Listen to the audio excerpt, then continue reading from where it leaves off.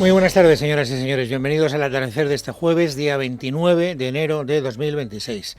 Hoy es obligado, desde mi punto de vista, volver a hablar durante estos primeros minutos del programa del accidente del Albia y del Lirio en Adamuz hace ya 10 días, más de 10 días. ¿Por qué? Por dos razones. En primer lugar, porque esta mañana compareció en el Senado el ministro Puente. Ya les adelanto que tampoco creen ustedes que la comparecencia ha servido para mucho. Y en segundo lugar, porque esta tarde se van a producir dos funerales, uno en Huelva y otro en Madrid, y naturalmente pues eso nos acerca al dolor de las víctimas, que yo creo que en este momento es lo que no debemos perder de vista. Lo de Puente, hombre, pues ha dejado muchos testimonios y ahora los vamos a escuchar. Permítanme que les diga, como desahogo personal, que a mí me parece que el Partido Popular cumple con su obligación. Yo no le voy a criticar, o sea, es el principal partido de la oposición, pues se puede desgastar al gobierno, lo hace, eso está en la regla del juego democrático, lo hace todo el mundo. Si tiene un ministro en apuros contra las cuerdas, pues sigue golpeando, porque esto es la cuestión, en fin, que el pan nuestro de cada día, en lo que es la crónica política. Ahora, desde el punto de vista nuestro, es decir, desde el ciudadano que lo que quiere es conocer novedades y saber algo que no conozcamos o que aporte algún tipo de revelación clarificadora a propósito de lo que sucedió, ya les adelanto que no van a encontrar absolutamente nada nuevo. Nada nuevo. Un poco de show. La política tiene algo de show, de tal manera que tal vez el momento más periodístico, más radiofónico, como más televisivo, como ustedes quieran, es cuando ha entrado en el Senado Puente. Por cierto, solo. Cuando digo solo, ¿sabes? Es que ni un solo compañero suyo ha querido arroparle en el banco azul del Senado, donde se sientan los ministros. Estaba completamente solo. Y solo ha hecho el paseillo, y cuando ha entrado en el ruedo, es decir, en el salón de plenos del Senado, lo que se ha escuchado ha sido esto.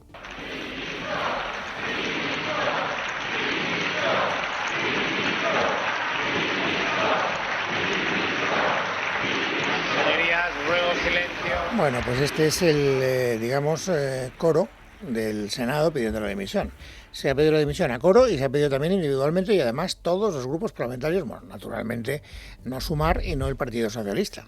Pero fíjense, cuando ya se han sentado, ya se han acallado las voces, y ha hablado Puente y luego han empezado a hablar los oradores de cada grupo parlamentario, pues hemos ido desgranando cómo cada grupo parlamentario consideraba que lo más importante que podía hacer hoy el señor Puente en esa comparecencia en la Cámara Alta era presentar su dimisión.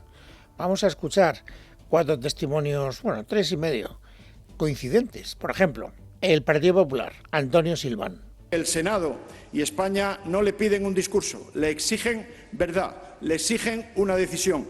Señor Puente, dimita. Pero antes de dimitir, pida perdón a las víctimas. Señor Puente, en estos 11 días desde la tragedia, voy acabando, señor presidente, ni una sola disculpa, ni una sola palabra de perdón, ni un atisbo de error en su gestión. Me interesa más la segunda parte de la intervención del señor Silván que la primera, porque la primera va de suave, es decir, ya sabíamos que el Partido Popular lo estaba haciendo fuera del Senado, no lo iba a hacer de manera distinta dentro del Senado. Pero esta idea de que el ministro Puente, ni ningún ministro del gobierno, y tampoco el presidente del gobierno, ha pedido perdón a las víctimas, pues sí que me ha llamado la atención, porque luego escucharemos a las víctimas diciendo que lo que más echan de menos es precisamente una petición de perdón por parte del gobierno. Pero bueno, les decía, se ha pedido la dimisión de Puente primero a coro y después individualmente uno a uno. Hemos escuchado a Antonio Silván en representación del Partido Popular. Escuchen ahora a Paloma Gómez Mata en representación de Vox. Por respeto a las víctimas, por respeto a sus familiares, por respeto a la ciudadanía que exige seguridad y no excusa. Usted, señor ministro, usted, señor Puente, tiene que dimitir, porque su corrupción, desgraciadamente, mata. Bueno, hasta aquí, estarán ustedes de acuerdo conmigo, nada inesperado. Que el Partido Popular y Vox se van a mantener en una posición de pedir la dimisión era evidente. Había una cierta curiosidad, yo tenía una cierta curiosidad, y me parece que políticamente es lo que tenía más valor, para saber cuál era la actitud de los socios del gobierno. Y entonces pues ha llegado el momento de Eduard Pujol, que es el portavoz del Senado de Junts per Catalunya. ¿Iba a pedir el señor Pujol la dimisión de Puente, mirándole a la cara? ¿Sí o no? Salgan de dudas. Francia, Alemania, ellos sí que se han enterado de lo que cuesta mantener 1 kilómetro de AVE. Y la pregunta, ministro, ¿y ahora qué? Y no nos venga, por favor, no nos venga con grandezas que hoy no tocan. Esto va en serio. Ministro, ¿a qué hora dimite? Aquí no era plaga, ministra. Muchas gracias. Pues eso, sí. Ha pedido la dimisión y además urgente. ¿A qué hora va a dimitir, señor ministro? No queda nada, vamos, queda perfectamente claro que el ministro no tiene la más mínima intención de hacerlo y se puede evitarlo.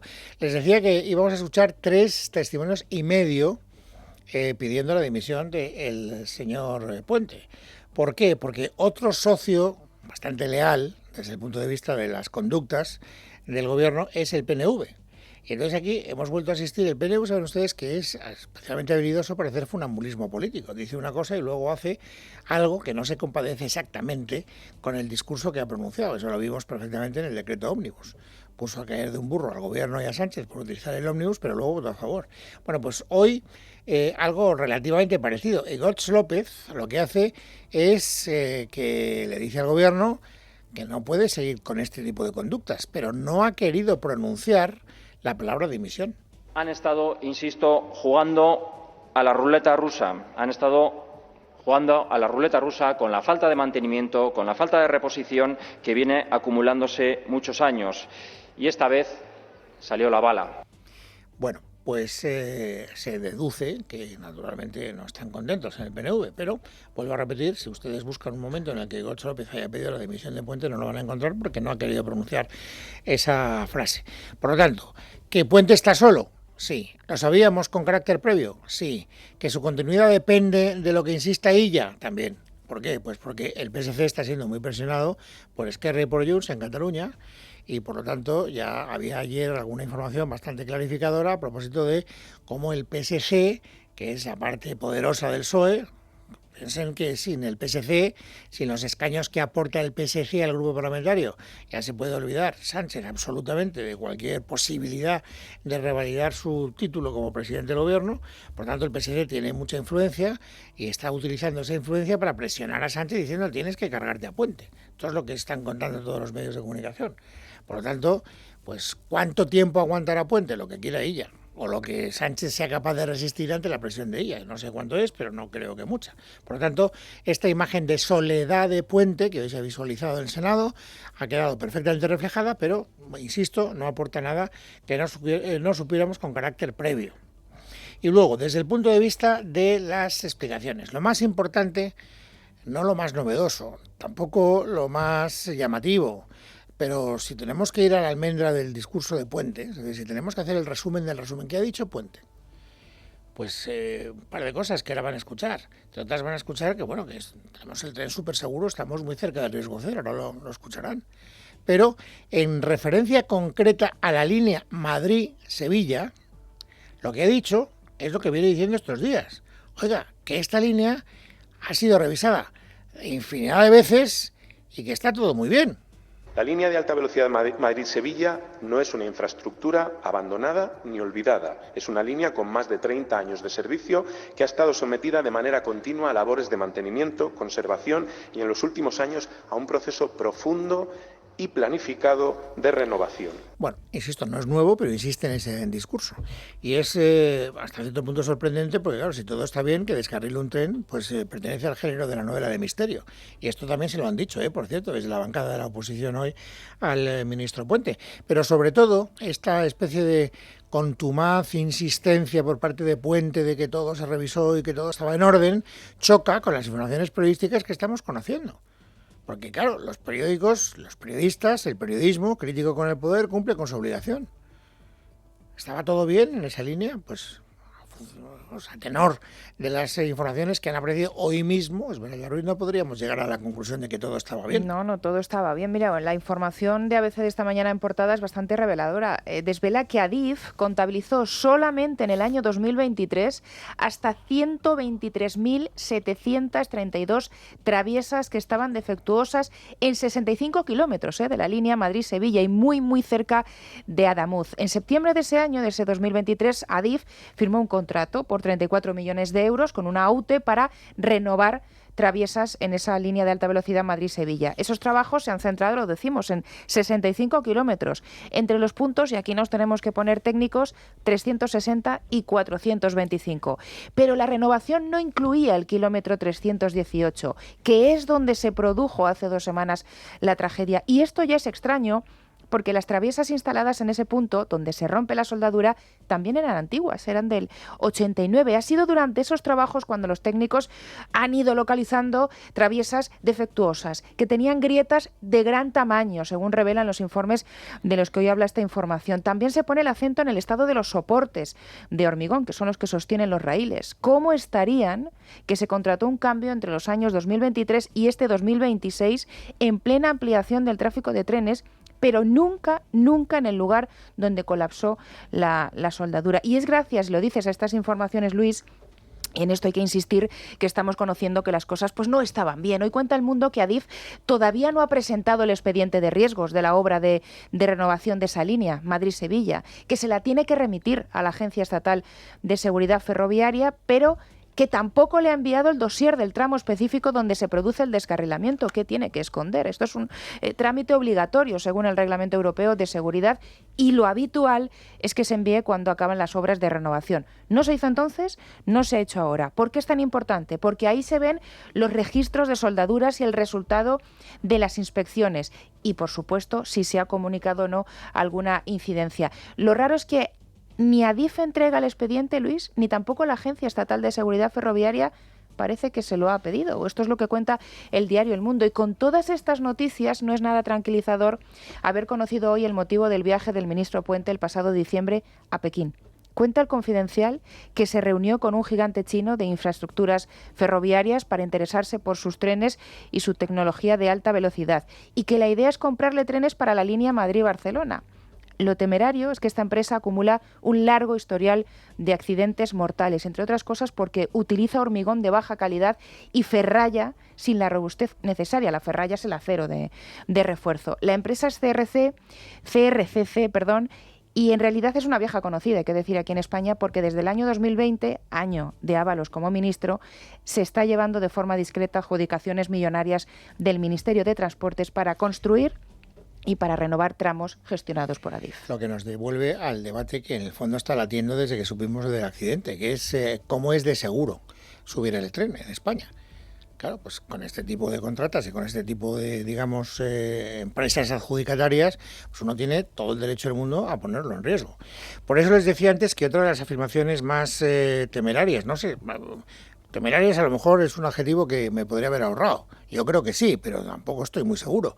Lo que sí que seguro es la rotundidad con la que lo ha afirmado el señor Puente. ¿Es peligroso viajar en tren en España? En absoluto, estamos muy cerca del riesgo cero. ¿Existe la seguridad total? ¿Existe el riesgo cero? Evidentemente no. ¿Estamos cerca del cero? Yo lo creo, sinceramente. Es decir, tenemos un sistema ferroviario muy seguro, con muchos sistemas de control, con muchos sistemas de aviso, y por tanto estamos cerca del riesgo cero. ¿Nos lo creemos o no? Las víctimas no. Las víctimas del último accidente ferroviario no se lo creen. Lo digo porque esta mañana estaba en Telecinco Santiago Rosendo, que es uno de los promotores de esa nueva asociación de víctimas del Irio, porque al final no sé, me parece que no se terminaron sumando los del Albia, pero desde luego sí los del Irio, en ese accidente de Adamuz.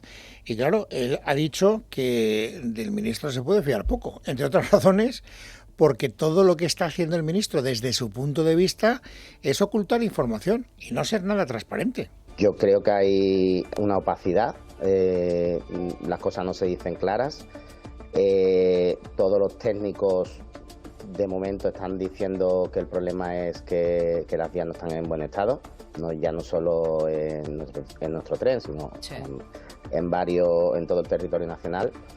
Entonces alguien tiene que asumir esa responsabilidad.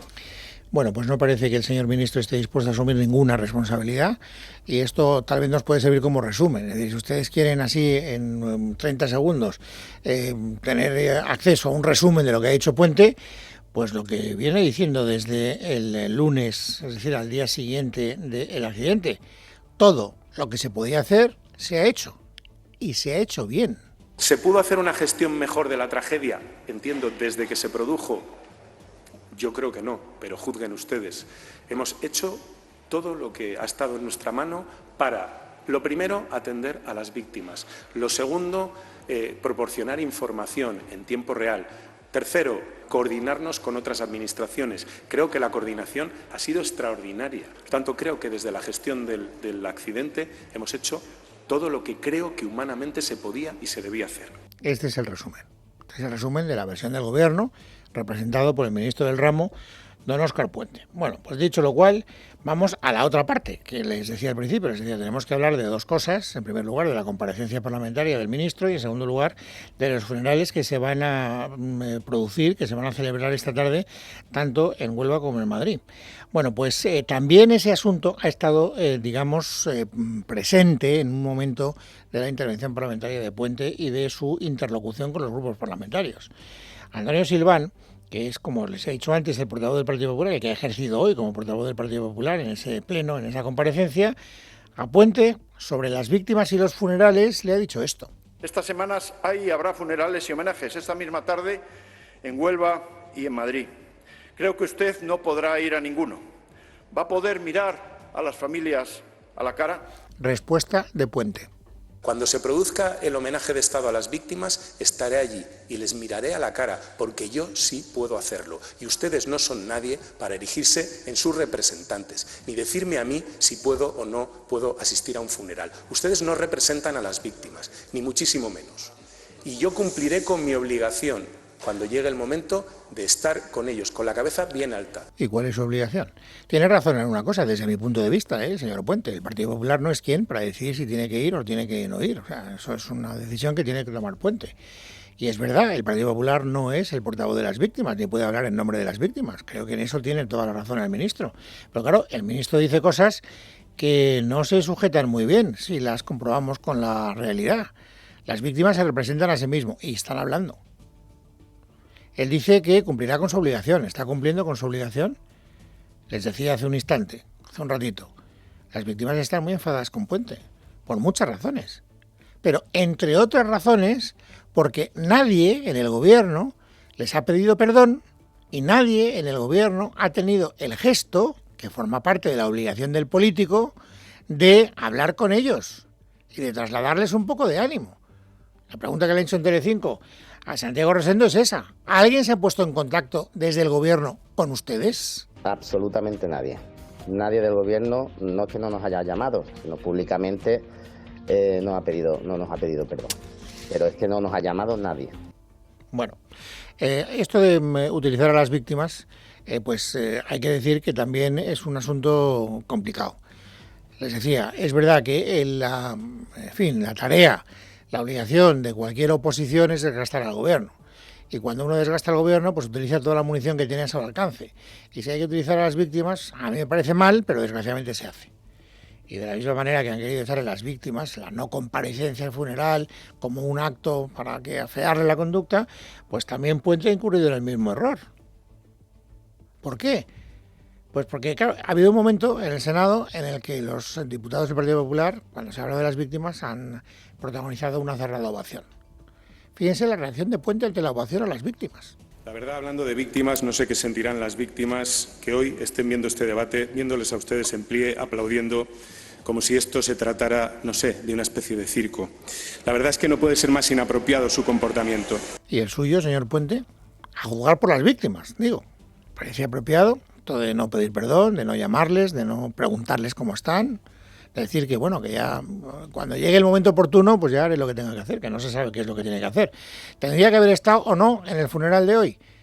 Pues no lo sé, la verdad, no tengo ni la más remota idea. Si yo fuera una víctima, que estuviera Puente, me traería absolutamente al fresco. Pero yo no soy la víctima y por lo tanto yo no puedo hablar tampoco en nombre de las víctimas. Pero que esto se está utilizando políticamente, sin ninguna duda. Escuchen, a propósito de la ausencia de Puente en el funeral de esta tarde, lo que ha dicho el jefe de la oposición, Alberto Núñez Feijóo. Bueno, solo hay una explicación, porque no quiere acompañar a las víctimas. No hay otra. Las víctimas tienen derecho a elegir cómo entierran a su gente y cómo recuerdan a su gente. Y si quieren hacer un funeral en una iglesia, pero ¿quién es el gobierno para impedirlo? ¿Y quién es el presidente para decir, si es un funeral laico, voy? Si es un acto laico, voy. Si es un acto en una iglesia, en este caso en un pabellón, pero con un obispo, no voy. Bueno, pues efectivamente la ausencia del señor Sánchez también es llamativa, entre otras razones, porque ya saben ustedes que la agenda del presidente del gobierno es medianamente transparente. O sea, que uno va a la página de la Moncloa y sabe cuáles son los actos que tiene agendados, que es el verbo que se utiliza ahora en la vida moderna con más frecuencia, el presidente del gobierno. ¿Tiene agendado algún acto hoy el presidente del gobierno? No, ninguno. Podría haber ido, si hubiera querido, sí. Mejor, no sé, esto ya es una conjetura, tampoco quiero decir que vayan por ahí los tiros, pero no me extrañaría nada que él tuviera en la memoria lo que le pasó en Valencia al presidente valenciano. Y entonces dijo, pues mira, yo me voy a ahorrar ese trago, ¿para qué voy a correr riesgos a estas alturas de mi vida? Pero es verdad que no solo la ausencia de Puente o de Sánchez van a ser, digamos, llamativas esta tarde, porque hay un partido político que no quiere ir, que es Vox. Vox no va a ir al funeral. Y hoy su portavoz ha explicado por qué. Nosotros no vamos a estar con los politicuchos que van a poner cara de pena y engañar al pueblo. No. Nosotros vamos a estar con la gente.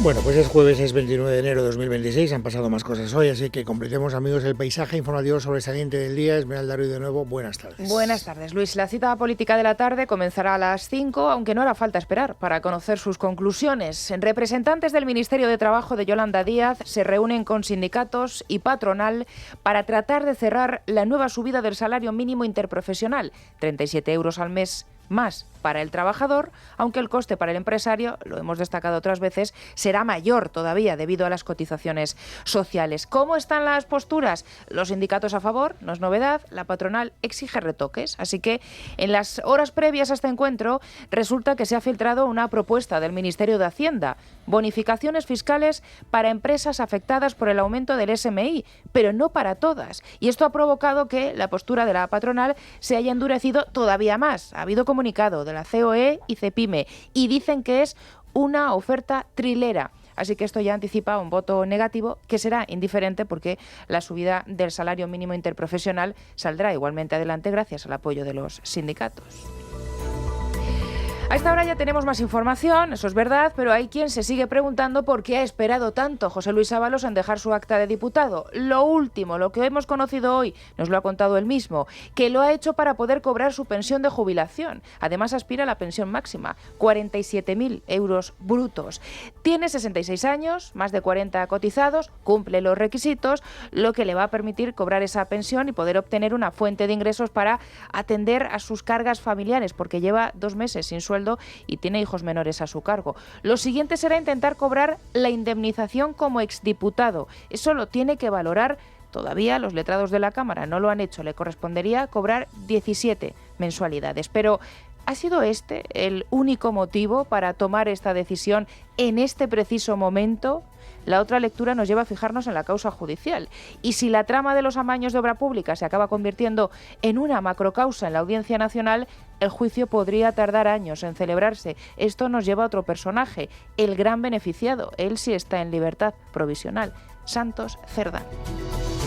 Su nombre no ha salido hoy, pero sí el del ministro Ángel Víctor Torres en la causa de los hidrocarburos. Hablamos de su declaración de esta mañana en la Audiencia Nacional, la del empresario Víctor de Aldama. Esto es lo que ha dicho Aldama a su salida. Hemos dicho la vinculación de hidrocarburos con el señor Koldo García, José Luis Ábalos y Ángel Víctor Torres, que tenían intereses en abrir depósitos fiscales en Canarias, tanto el señor Manuel Sayés con Koldo García y Ángel Víctor Torres, y luego el dinero en efectivo que me entregaba Carmen Pano para entregárselo al señor Koldo García y José Luis Ábalos. Y ha vuelto a salir el nombre de PDVSA. Le ha preguntado el fiscal anticorrupción, pero Aldama no ha querido dar detalles ni acerca del contenido, tampoco de su finalidad, solo ha confirmado que se lo entregó Delcy Rodríguez. Cuando el fiscal ha querido saber más, Aldama le ha respondido: eso es un tema que estamos llevando usted y yo en privado, pero si quiere le respondo. No lo ha hecho y esto se ha interpretado como una forma de deslizar un posible pacto con la Fiscalía. Se llama Tomás González de la Oliva, es comisario de policía, era miembro de la jefatura de la Unidad de Delincuencia Especializada y Violenta y a partir de hoy tendrá que ser readmitido en su puesto. El Ministerio de Grande Marlaska le había bajado de categoría por defender la actuación policial durante las protestas violentas en Barcelona en 2019. Su postura respecto al operativo desplegado en Cataluña tras conocerse la sentencia del Procés chocó con la del DAO, el director adjunto operativo de la policía, José Ángel Jiménez, que es cargo de confianza del ministro. Esto le supuso el ser apartado. Hoy el Tribunal Superior de Justicia de Madrid ha dictado una sentencia en la que, según cuenta Gema Peñalosa en El Mundo, el Alto Tribunal Autonómico avala al comisario principal Tomás González diciendo que la Dirección General de la Policía le ha perjudicado, ha cercenado su derecho a la carrera horizontal y que González de la Oliva dice tiene que soportar injusta e ilegalmente permanecer sine die en un puesto de trabajo inferior a su cualificación. Por lo tanto, tendrá que cambiar de categoría profesional, será a partir de ahora comisario principal, la más elevada que hay dentro del cuerpo. Y a la de hoy ya se le denomina la jornada o el superjueves del campo español.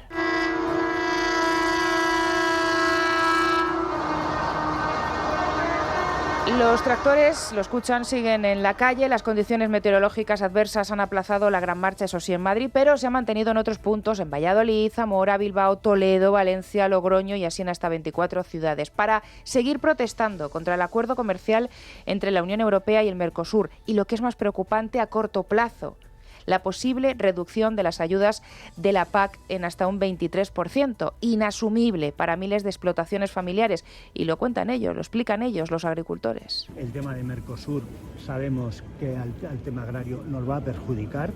Entendemos que no hay las suficientes cláusulas de salvaguardas para que podamos competir en igualdad de condiciones.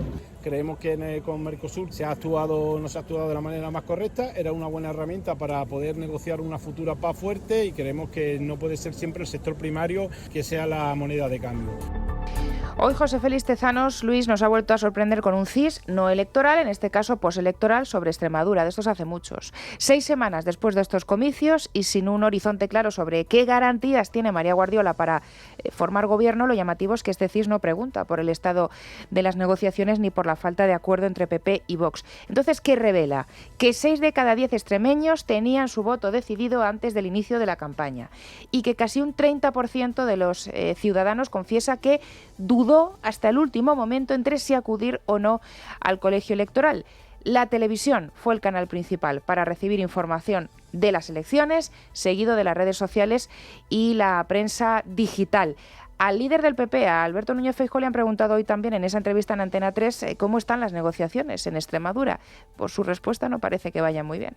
Si Vox convierte la negociación en un chantaje, se está aproximando a lo que plantean los partidos independentistas. Espero que no siga esa estela. Porque si nosotros tenemos 29 escaños y Vox tiene 11, lo lógico es que cualquier acuerdo posible sea proporcional a los resultados electorales. No es lo lógico, es lo democrático. Y una cosa más, está fuera de España, para quienes hayan olvidado, nosotros no, la magnitud de la guerra en Ucrania. Hoy Kiev ha podido recuperar los cadáveres de 1.000 soldados, 1.000 muertos en combate, asesinados en un nuevo intercambio de cuerpos con el ejército de Putin. Rusia, por su parte, ha recibido los cadáveres de 38 militares. Aunque no existe, es verdad, un recuento oficial, los diferentes intercambios hasta ahora pues se han saldado con la vuelta a Ucrania de más de 6.000 soldados fallecidos, a cambio de un centenar de rusos. Todo esto teniendo en cuenta que pues el ejército ucraniano tiene más dificultades para acceder a los cuerpos de sus militares por los avances rusos en el frente. El de hoy, el intercambio, no es casual, por eso es noticia, porque se hace en la víspera de una nueva ronda de negociaciones entre Ucrania y Rusia con mediadores de Estados Unidos en Abu Dhabi. En 3 días, la famosa trilateral.